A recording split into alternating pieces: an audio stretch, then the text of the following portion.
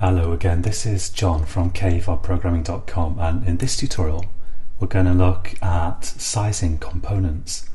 So in the last tutorial I created this, and what I'm going to do with this application is I'm going to add a panel on the left which is going to be a form, so it's going to contain some text fields for entering data and a button to submit data. So and in the context of that, I'm going to explain a bit about sizing things in Swing.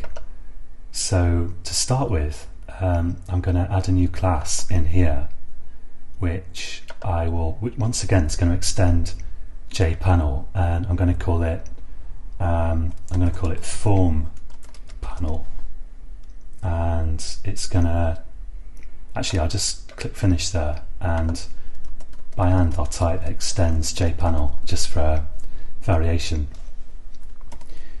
So this is a kind of JPanel, and I'm going to give it a constructor, so form panel,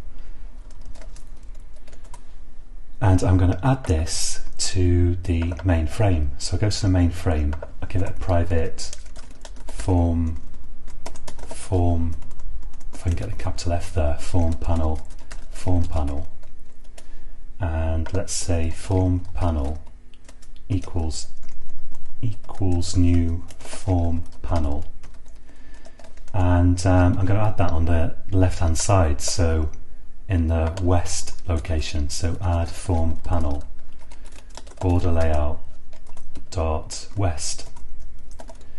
Now if I run this, so I need to select this app here.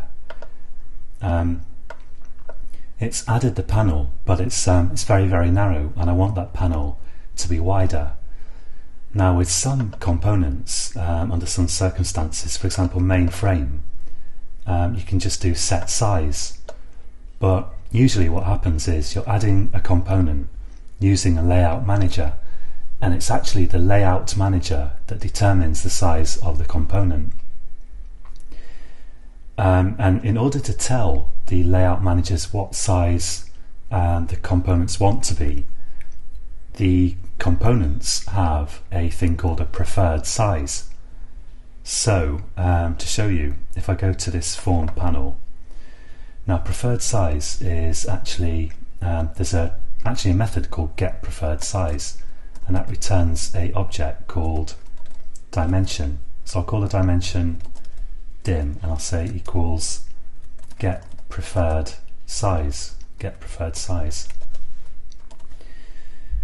And if I do sysout on dim, I'm not actually sure if dimension has a toString method. Yeah, it does.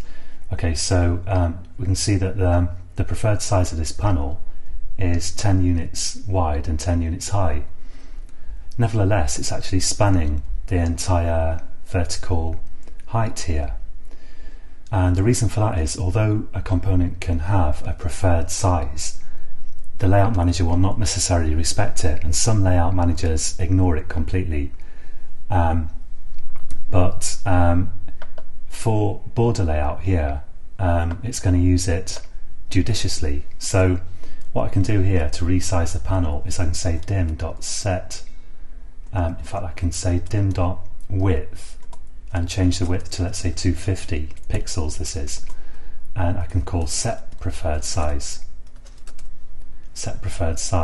dim, like this.